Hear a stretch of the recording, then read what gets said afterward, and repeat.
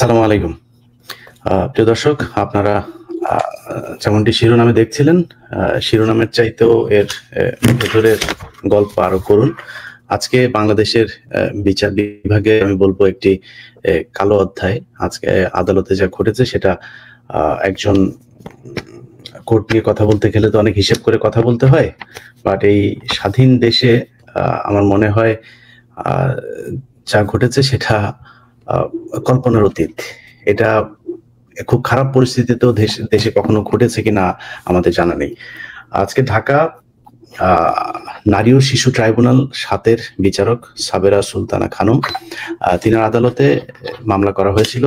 আপনার যেই ভুক্তভোগী নারী আপনারা জানেন, গত ২-৩ দিন আগে আমি আমার ইউটিউব চ্যানেলে একটি ভিডিও দিয়েছিলাম। একজন ব্রিগেডিয়ার জেনারেল কর্তৃক ধর্ষণের শিকার হয়েছিলেন সেই মেজরের স্ত্রী, তিনি আজকে মামলাটি করেছিলেন এবং মামলাটি দায়েরের পর বাদীর সাক্ষ্য গ্রহণ করা হয়। বাদীর বক্তব্য নেওয়ার পরে বিচারক সেটি খারিজ করে দেন এবং শুধু খারিজ করে দেওয়া পর্যন্ত সীমাবদ্ধ থাকলে হয়তো আমরা আজকের এই লাইভ অনুষ্ঠানটি করতে হতো কিনা জানি না।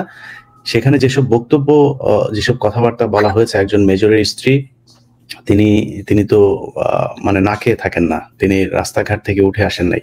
তার চোখের আপনার এই যে ভ্রু কেন প্লাপ করা, এগুলো নিয়েও তার এক কথায় বডি শেমিং করা হয়েছে আজকে আদালতে। তো আমরা প্রথমেই ভুক্তভোগী নারীর কাছে যাই, তার কাছে শুনবো যে আপনি কেন গিয়েছিলেন, কি হয়েছে আদালতে, আপনার মুখ থেকে বলুন। জি। আমি আজকে প্রথমে গিয়ে মামলা করার জন্য গতকাল আমি গিয়েছিলাম থানায়। তখন তারা মামলা কেউ কোনো কিছু নেয় নাই, বলছে যে ব্রিগেডিয়ার জেনারেল আর্মির এগুলো নেওয়া যাবে না। আমি দাঁড়ে ঘুরে বেড়াচ্ছি, না পেরে আজকে আমি কোর্টে গিয়েছি। কোর্টে যাওয়ার পরে আমি যখন মামলা দায়ের করতে গেছি, উনি আমাকে মামলা নেওয়া তো দূরের কথা, আমার পুরো কোনো কথা না শুনেই ফার্স্ট এসে শুরু করে দিছে আর্মি থেকে একটা সুতা পড়লে সেটা জানতে পারে, এই সমস্ত মিথ্যা বানোয়াট কথা পাইছেন কোথা থেকে। তারপর আমার বডি শেপিং, চেহারা দেখে তো মনে হয় না এটা হতে পারে। তারপর খুবই একটা মানে এমন একটা অশ্রব্য ভাষা ইউজ করছে যেটা আমি বলতে পারতেছি না। বলছে মানে বলতে পারেন আমি অশ্লীল ভাষায় কেন কথাটা বলতেছি, বলতে বাধ্য হচ্ছি। আমাকে বলছে যে মা যদি না খুলতেন তাহলে তো আজকে হইতো না। তারপর বলছে আমার আত্মীয় স্বজন আর্মিতে বহুত আছে, এরকম ঘটনা। না খুললে বুঝি নাই আপু কি? আমার পা যদি না জোড়া যদি না খুলতাম তাহলে সেই লোকে বদমাইশি করতে আমার সাথে পারতো না বা খারাপ কোনো কাজ। আপনার স্বামীর সাথে সম্পর্ক কত বছরের, তার সাথে ঠিক মতো হয় কিনা, অশ্রাব্য ভাষায় আমাকে এই সমস্ত বলছে। আপনার স্বামীর কাছে যান কিনা, আমি বলছি প্রত্যেক সপ্তাহে যান না। প্রত্যেক সপ্তাহে না, আমি প্রত্যেক মাসে একদিন যেতে হয়, আমিই যাই, আমিই করি। আমাকে বলছে যে আপনার ফ্যামিলির কে আছে, আমার বাবা মা বেঁচে নাই। সে বলে মিথ্যে কথা বলতেছি, আমার বাবা মা না থাকলে আমি কোথা থেকে বাবা মা পয়দা করে নিয়ে আসবো। আমাদের বাবা মা পয়দা করার কথা বলতেছে। তারপর বলতেছে যে এই সমস্ত মিথ্যা বানোয়াট নিই না, কাগজ আমি দেখাচ্ছি, আমার হাজবেন্ডে দেখেন আমাকে কতটুকু ভালোবাসে সেটা বলে কি এই সমস্ত নাটক বাদ দেন। এই সমস্ত যদি ভালোবাসায় থাকতো তাহলে আর এগুলো করতে পারতেন না। আমাদের স্বামী আছে, আমরা অনেক কিছু বুঝি, এই সমস্ত ফালতু কথা বাদ দেন বলে আমার কাগজটাও দেখার চেষ্টা করে নাই ওইখানে। তারপর আমি বললাম যে আমার সাথে এগুলো অন্যায় হয়েছে। উনি বলে কোনো অন্যায় টন্যায় কিছু হয় নাই। হঠাৎ করে লিখলো, লিখার পর জানাতে এবার চলে যান। কোনো কথা কোনো কিছু শোনার চেষ্টা করলো না, কোনো কিছু বোঝার চেষ্টা করলো না। সে আমাকে বাইরে পাঠিয়ে দিল, বললো হিয়ারিং এ রাখতেছি। কিন্তু কোনো কিছু করার পরে সে আমাকে রিজেক্ট করে দিল। কারণ কি, ওইখানে ডিজিএফ এর লোক অন্য লোক চলে গেছে বলে আমি সঠিক সুষ্ঠু বিচার পেলাম না। আমি তো ভিকটিম, কিন্তু ক্রিমিনাল আজকে আমাকে বিকালবেলা মেসেজ পাঠায় আমার মেয়ে দিয়ে যে সে তাকে নিয়ে ভালো থাকো। এই যে এই সমস্ত কথাবার্তার এই যে কাজ, তার বউ গতকালকে তার বউ না সে ফোন করছে, আমি জানি না, আমি নাম্বারটা পাঠিয়েছি আপনাদেরকে ইতিমধ্যে। আমাকে বলছে তুমি কি চাও, কি লাগবে, লুক্রেটিভ অফার দিচ্ছে। তারপর আমাকে ফোন করছে, আমি ফোন রিসিভ করি নাই। বিভিন্ন নাম্বার থেকে আমাকে ফোন করে অশ্রাব্য ভাষায় গালিগালাজ চলতেছে। আমি না খেয়ে আছি। ইভেন আমি আমার বাসায় একটা লোক, কাজের লোক যে হেল্পিং হ্যান্ড যে থাকবে, তাকে পর্যন্ত আসা বন্ধ করে দিছে। আমাকে একটা সৈনিক একটা আসতো মাঝে মধ্যে যে আমাকে একটু খাবারটা এনে দিত। আমার গায়ে জ্বর পুড়ে যাচ্ছি, না খেয়ে আছি। আমি বাজারে যাব বা নিচে নামবো, যে লুক মানুষজন দিচ্ছে, আমাকে আত্মহত্যা করা ছাড়া আর রাস্তায় কোনো পথ রাখতেছে না তারা আমার সাথে। তারা মেন্টালি ভাবে ট্রমাটাইজ করে আমাকে পুরো একটা ঘরের মধ্যে, বাসার মধ্যে রাখছে। আমি যে নিজেরটা কোনো কিছু করবো সে অবস্থার মধ্যে নাই। অলরেডি একটু আগে, কিছুক্ষণ আগে ডেকে আমাকে দিয়ে সাইন করালো, বললো যে আপনার সাথে ভালো সম্পর্ক, হ্যান ত্যান অনেক কিছু বুঝাইলো। সেখানে পুরো এক্সপ্লেইন করে দিয়ে আসলাম তাদের সাথে। আমি বললাম আমার একটা প্রেশার ওষুধ কেনার মতো অবস্থা নেই, আমি হাই ব্লাড প্রেশারে মারা যাচ্ছি, আমার বাসায় কোনো খাবার নেই, আমি সারাদিনে খেতে পারিনি, বিছানা থেকে উঠে দাঁড়াতে পারতেছি না, আমাকে কি আপনারা একটা সাপোর্ট দিবেন না? কোনো কথার উত্তর নেই, আমরা জানি না। আমি বললাম আপনি কি বোর্ডের কি কোনো একটা মেম্বার না? সেটা বলে কি হ্যাঁ, কিন্তু সে বোর্ডের মেম্বার হলে সে জানবে না কেন?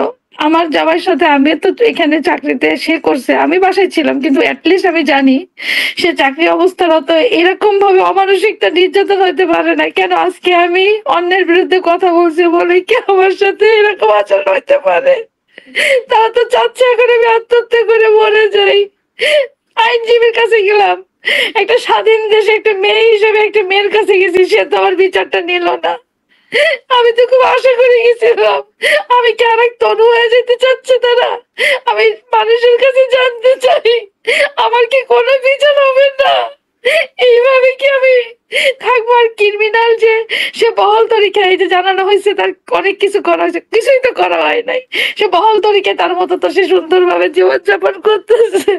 আজকে আমার মানুষ বডি শেমিং করে, আমার ভ্রু ব্ল্যাক আছে নাকি, চেহারা দেখে তো মনে হয় আরে ভাই তোরা তো, আমি তো একটা আর্মির ওয়াইফ ছিলাম, এখনো আর্মির এক্স ওয়াইফ হলেও তো আমার তো স্ট্যাটাস আছে, এখন কি বস্তির মতো হয়ে থাকার কথা ছিল আমার?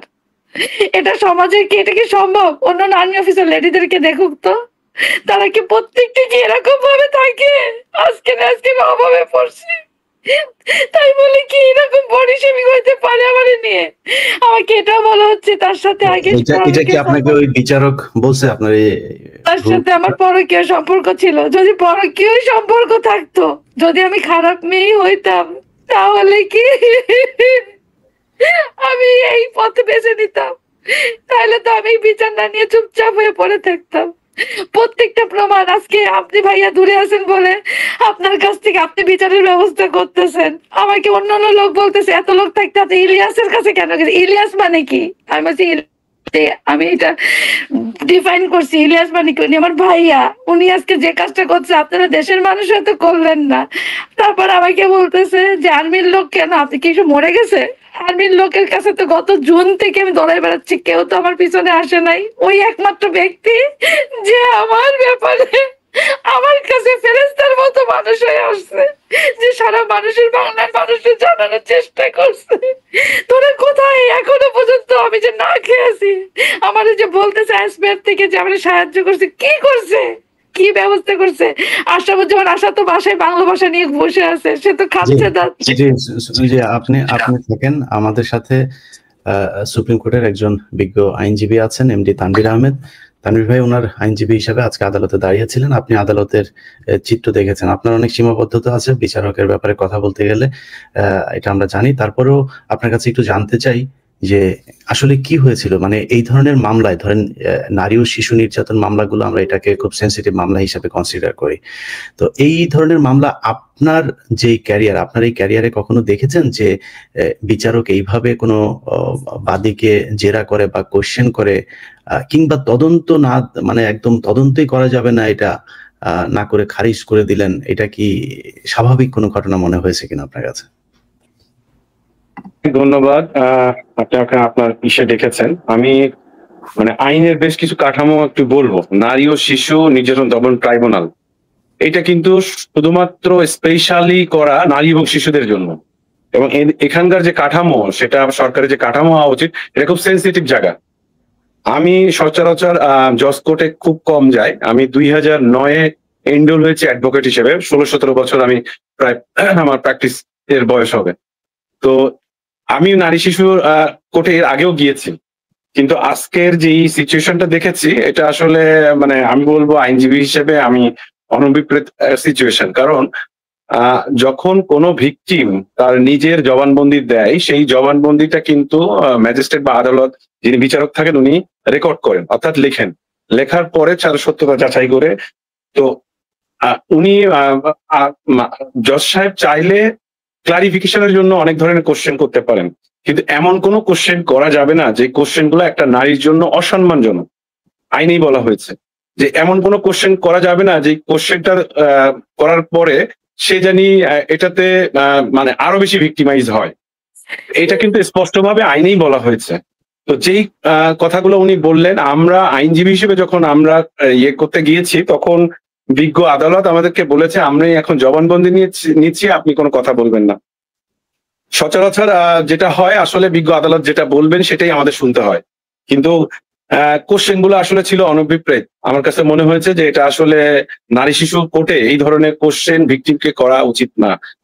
আজকে একটা নিউজ হয়েছে, নিউজটা হয়তো দেখেছেন, যে একজন নারী তিনি কিন্তু একজন বিচারকের বিরুদ্ধে ঠিক এই একই ধরনের আচরণের জন্য তিনি রেজিস্টার বরাবর একটা কমপ্লেন করেছেন। সেটার পরে যে জিনিসগুলো ঘটেছে, আমি এখন একটি পড়বো, সেটা হচ্ছে 28শে September 2021 Bangladesh supreme court registrar বরাবর একটা জিনিস প্রকাশ করা হয়, অর্থাৎ এটা সকল অধীনস্থ আদালতের জন্য মান্যকর। সেটা হচ্ছে অধীনস্থ আদালত জামিন সহ অন্যান্য গুরুত্বপূর্ণ অন্তর্বর্তীকালীন আদেশ ও রায় প্রকাশ আদালতের সংশ্লিষ্ট পক্ষগণ ও তাদের আইনজীবীদের উপস্থিতিতে ঘোষণা করার জন্য মাননীয় হাইকোর্ট বিভাগ কর্তৃক প্রদত্ত নির্দেশক প্রসঙ্গে। অর্থাৎ যদি এমন কোনো আদেশ হয় যে আদেশটি খুব গুরুতর এবং যে আদেশটি দিতে হবে সে যে প্রকাশ্যে আইনজীবীদের সম্মুখে, আমাদের উভয় পক্ষের যে বক্তব্য সেটা আদালত শুনতে পারেন, ভিকটিমের বক্তব্য শুনতে পারেন, কিন্তু আদালত যখন কোনো গুরুত্বপূর্ণ আদেশ দিবে সেটা কিন্তু উচিত হচ্ছে আদালত উচিত না, সেটা আইনের মধ্যেই বলা হচ্ছে যে সুপ্রিম কোর্ট থেকে বলা হচ্ছে যে ওপেন কোর্টে দিতে হবে, অর্থাৎ সবার সম্মুখে। আপনি একটি স্ট্যাটাস দিয়েছেন, দেখবেন যেই সময়টা স্ট্যাটাস দিয়েছেন সেই আদেশটা আমরা পেয়েছি সন্ধ্যার দিকে, অর্থাৎ আমাদের লোয়ার কোর্টের একটা এখন একদম এটা মানে ট্রেডিশনাল একটা হয়ে গেছে যে কোনো ব্যাপারে যদি কোনো আদেশ দিতে চান আদালত বলেন যে এই আদেশটা হবে, মানে আদেশ হবে মানে বুঝে নিতে হবে আদেশটা উনি চেম্বার থেকে দিবেন। এখন এটা আমি এই বিষয়টা নিয়ে কয়েকজন বিজ্ঞ আইনজীবীদের সাথে কথা বলেছি যে এটা কেন, এটা দুইটা তিনটা কারণে হতে পারে। একটা হচ্ছে আদালত হয়তো বুঝতে পারছেন না যে উনি কি আদেশ দিবেন। দ্বিতীয় হচ্ছে এটা হইতে পারে অনৈতিক কোনো কারণে, অর্থাৎ উনি চিন্তা করছেন যে অনৈতিক কোনো নিবেন, অথবা 3 নম্বর হচ্ছে উনি কোনো প্রেসারে এই আদেশটা এখন দিতে পারছেন না, পরে দিবেন। তো সেই ক্ষেত্রে দেখা যায় যে আদালত কিন্তু এই আদেশটা পরবর্তীতে অর্থাৎ এই আইনের বাইরে গিয়ে উনি চেম্বারে গিয়ে মানে সচরাচর দিচ্ছেন।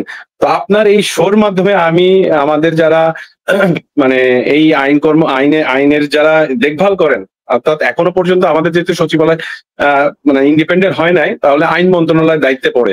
আইন মন্ত্রণালয় বলবো যে এই বিষয়গুলো একটু কড়াভাবে জানি দেখে, কারণ আদালত শুনে প্রকাশ্যে তার আদেশ দিবেন, এটাই আমাদের প্রাপ্য। আজকের যে বিষয়টা হলো ওনার কাছ থেকে শুনলেন, আমাদের কাছে শুনলেন, এরপর আমি জিজ্ঞেস করলাম আসলে কি হয়েছে, বলে আদেশ হবে। আদেশ কখন হবে এটা তো সুনির্দিষ্ট করে বলতে হবে, আদেশ তো চেম্বার থেকে হতে পারে না। এটা আমাদের দেশে এখন এইটা যারা বেইল কেসে যাচ্ছে, সিভিল মামলার ক্ষেত্রে যাচ্ছে, এই আদেশ হবে বলে ওনারা দীর্ঘক্ষণ ভিতর থেকে দেন। এটা অনৈতিক কিছু হতে পারে, ওই যে তিনটা আমি বললাম। এর মধ্যে হচ্ছে উনি প্রথম অর্থাৎ 3টার সময় শুনলাম যে উনি এটা পেন্সিল দিয়ে লিখেছেন যে এটা না হয়েছে। আমি ওখানে নিজে ছিলাম না, আমার যে অ্যাসোসিয়েট ছিল ওনারা আমাকে জানালো প্রথমে যে এটা না হয়েছে। আচ্ছা ঠিক আছে, এরপরে নাকি অনেক সাংবাদিকরা গিয়েছে আপনার এটা দেখার পরে, দেন তারপরে উনি আবার ফাইলটা তার ভিতরে নিয়ে গেছেন। নিয়ে যাওয়ার পর সন্ধ্যাবেলা আমি আবার চাইতে পাঠালাম যে আসলে আদেশটা কি হয়েছে। তখন উনি মানে আমার যে বিজ্ঞ লয়ার ছিলেন তাদেরকে বলা হলো যে না, এটা রিজেক্ট করে দিয়েছে। এখন রিজেক্ট করতে পারে, এই সকল মামলার ক্ষেত্রে রিজেক্ট করা আদালতের এখতিয়ারের মধ্যেই পড়ে। কিন্তু এই সকল মামলা খুবই সেন্সিটিভ মামলা। যখন আমি একজনের বিরুদ্ধে রেপের এলিগেশন নিয়ে আসছি, আদালত যদি তথ্য প্রমাণ না থাকেন সেই ভিত্তিতে আদালত হয়তো রিজেক্ট করতে পারেন। আমি আদেশ এখনো যদিও পাই নাই, পূর্ণাঙ্গ আদেশ পাইলে উনি কোন গ্রাউন্ডে রিজেক্ট করেছেন এটা হবে হয়তো আমি দেখতে পাবো। তখন আমরা হয়তো বিচার বিশ্লেষণ করবো যে আমরা উচ্চ আদালতে যাবো কিনা। সেটা পরের ব্যাপার, কিন্তু এই সকল মামলায় কিন্তু সচরাচর আমরা যদি দেখি যে এটা সরাসরি এফআইআর না হলেও এটা কিন্তু তদন্তের জন্য পাঠায়, যে মানে প্রাথমিক তদন্তে আসলে কি বলে সেই জন্য কিন্তু আয়োর কাছে পাঠায় অথবা পিবিআই এর কাছে পাঠায়। কিন্তু এইটার ক্ষেত্রে আসলে খুবই অনাকাঙ্ক্ষিত বলবো। সাথে সাথে এইখানে আরেকটা জিনিস যেটা আমি শুনতে পেয়েছি সেটা হচ্ছে গোয়েন্দা সংস্থার লোক ওখানে নাকি গিয়েছে। এখন গোয়েন্দা সংস্থার লোক কেন এখানে যাবে? এটা তো সিভিল কোর্ট, এটা একজন সিভিলিয়ান, একজন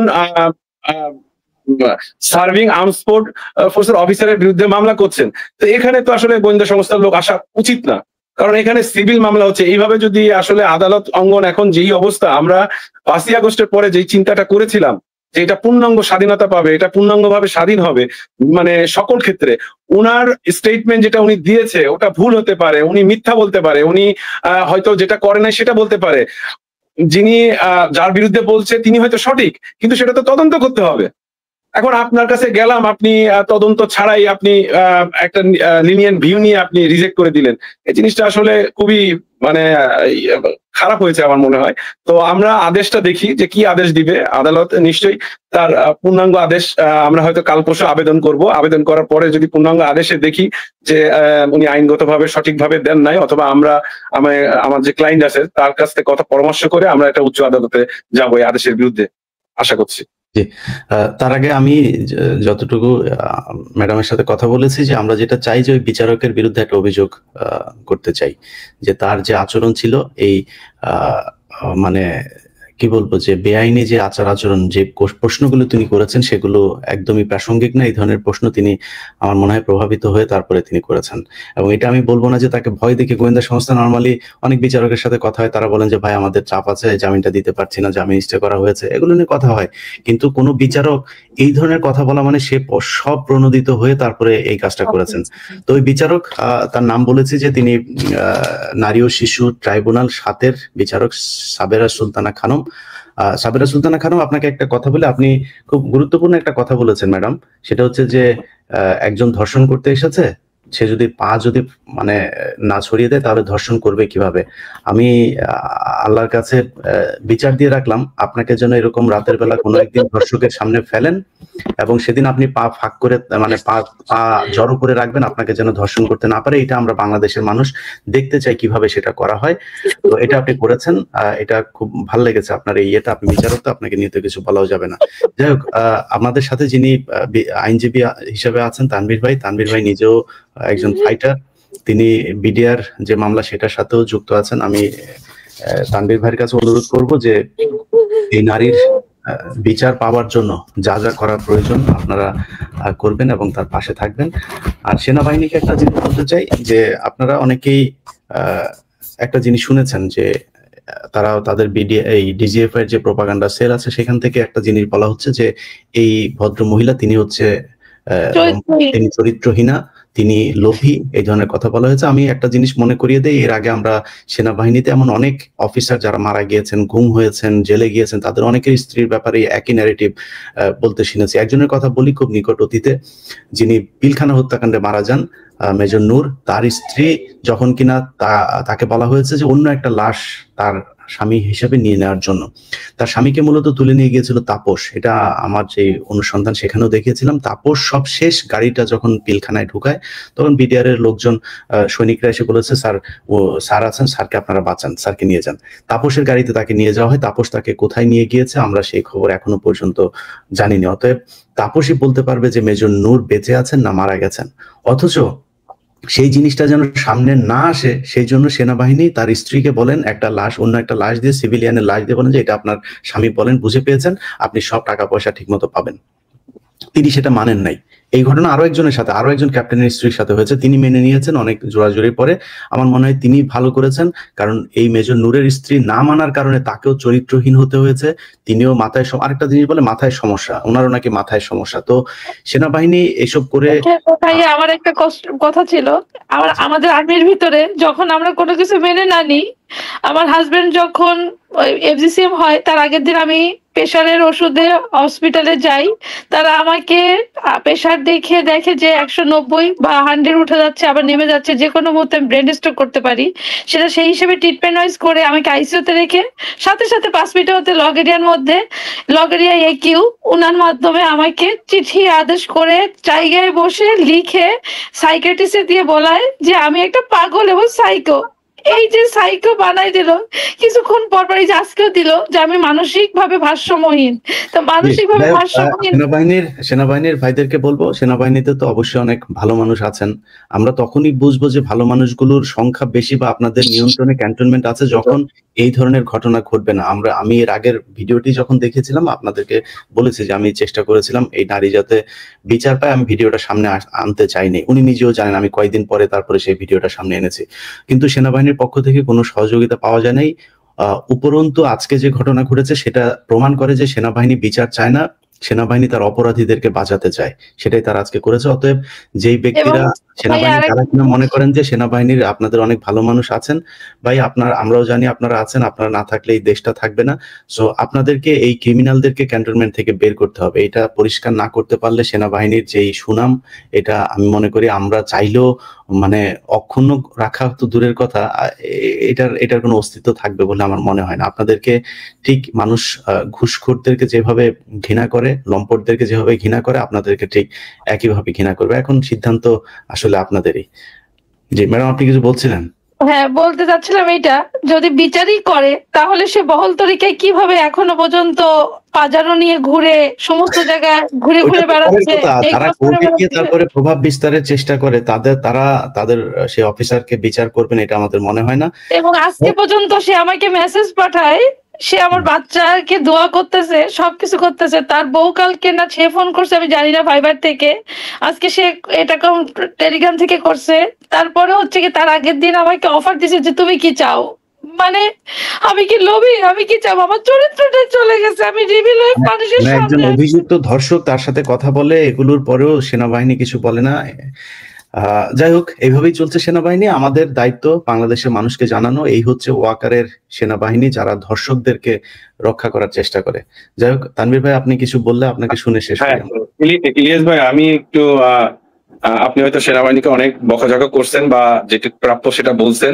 আমি সেনাবাহিনীকে একটা বিষয়ে ধন্যবাদ দিতে চাই, বাংলাদেশ সেনাবাহিনীকে। সেটা হচ্ছে সেনাবাহিনী গত পরশুদিন বা আপনার এই এটা রিভিল করার পরে ওনারা একটা বিজ্ঞাপন দেন, মানে প্রেস বিজ্ঞপ্তি দেন আইএসপিআর থেকে। প্রেস বিজ্ঞপ্তিতে ওনারা একটা মানবিক কথা বলেছেন যে তার সন্তান এবং তার জন্য, তার ভিকটিমের জন্য, আমার ক্লায়েন্টের জন্য তারা ওখানে থাকতে দিয়েছেন। আমি এই জন্য তাদের এই মানবিকতার জন্য আমি তাদেরকে ধন্যবাদ দিতে চাই। কারণ বাচ্চাটি গতকালকে আমার চেম্বারে এসেছিল। আমি এরকম লয়ার না যে একজন এসে কিছু বললো একটা মামলা ফাইল করে দিলাম। আমি গতকালকে বাচ্চাটাকে দেখেছি, আমার একটা মেয়ে আছে, আমি বাচ্চাটাকে দেখেছি, বাচ্চার সাথে কথা বলেছি, এবং বাচ্চার সাথে কথা বলে আমি যতটুকু বুঝেছি যে বাচ্চাটাও ভিক্টিমাইজড। হ্যাঁ, একটা বাচ্চা, আপনারা চিন্তা করেন, আপনারা যারা সেনাবাহিনীতে আছেন আপনাদের কথা বলবো, এই লোকটা অর্থাৎ বাচ্চার বাবা যে মুরাদ, সে তো 24 বছরের মতো হয়তো আপনাদের সার্ভিস দিয়েছে। উনি একটা হয়তো ইনসিডেন্ট করেছে, উনি কোনো কারণ অপরাধ করেছে, উনি জেলে আছে। তার বাচ্চার তো আপনাদের বাচ্চাই, এখানে ইলিয়াস ভাই আমি কেন আসবো, এটা তো আপনাদের বাচ্চা।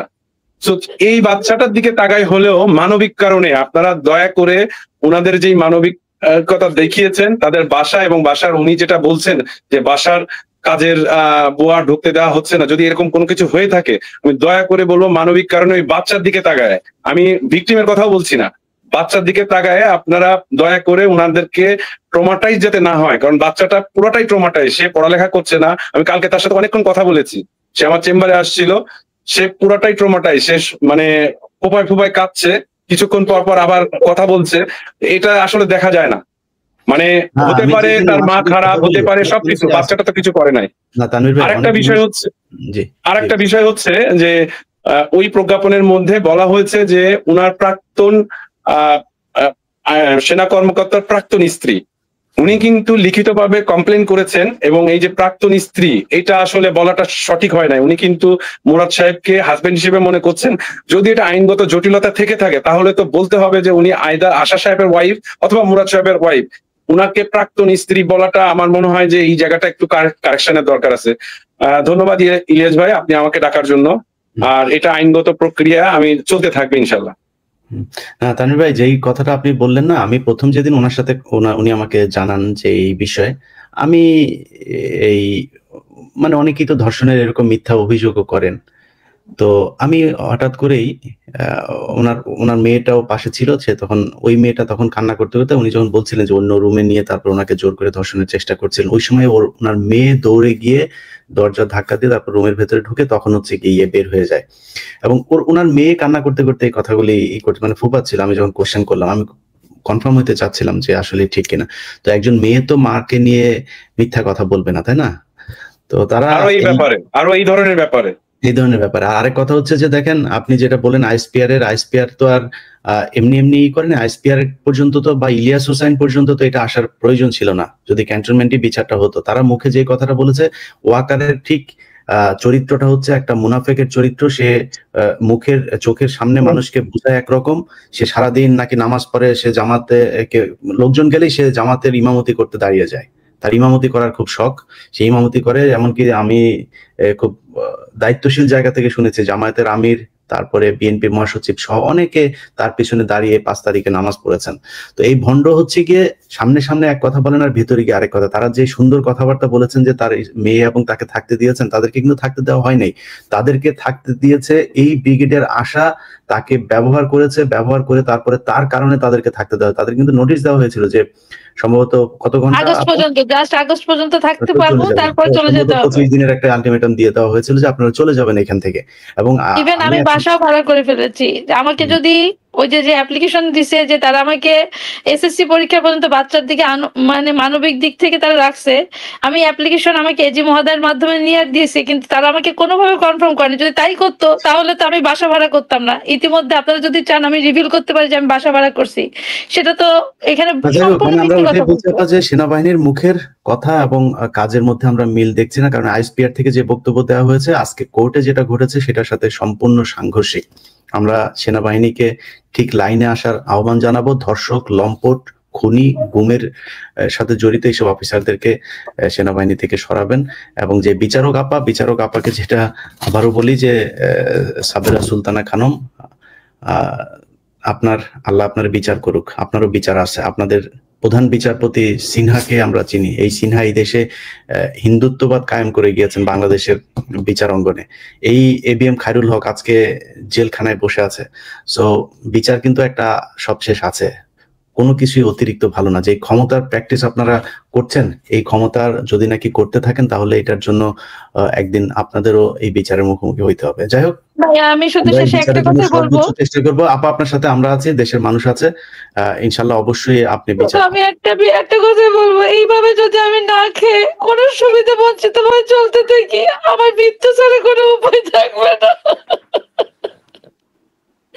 আমি মরে যাবো। আমাকে যেভাবে করা হচ্ছে, তনুকে নাই হত্যা করা হয়েছে, কিন্তু আমি নিজেই মরে যাবো এইভাবে চলতে থাকলে। আজকে গায়ে আমার 102 জন, একটা ওষুধ আনার ক্ষমতা রাখতে পারতেছি না, একটা খাবার খেতে পারতেছি না, বাসায় একটা খাবার খাবো সেইটা পর্যন্ত নাই। কিন্তু একটা জেনারেল সাহেব বলে সে বাসায় খাবার খাচ্ছে, বাজারতে চলতেছে, তার জীবন তো সুন্দর চলতেছে, আমার কি হবে? এই যে আপনারা জনগণের নাই, উনার লোকজন মিলে জাস্টিফাই করছে ওনার চেহারা সুন্দর, উনি খাওয়া দাওয়া করতেছে, উনার ফেসিয়াল করতেছে। ওনারা কি জানে আমি একটা আর্মির মেজর সার্ভিং অফিসার ওয়াইফ তো ছিলাম? এটা কি ধরনের বিচার হইতে পারে? আমি মুখ দেখাতে পারতেছি না, আমি বাইরে যেতে পারতেছি না। আপনি সত্য থাকেন। আপনার বিচারের জন্য এখনো সব রাস্তা বন্ধ হয়ে যায় নাই। যেটা তানভীর ভাই বললেন, আমাদের এখনো অনেকগুলো দরজা খোলা আছে। আমরা চেষ্টা করে যাব টিল টু দ্য এন্ড। ঠিক আছে, ভালো থাকেন, সাবধানে থাকেন। জি, আসসালামু আলাইকুম।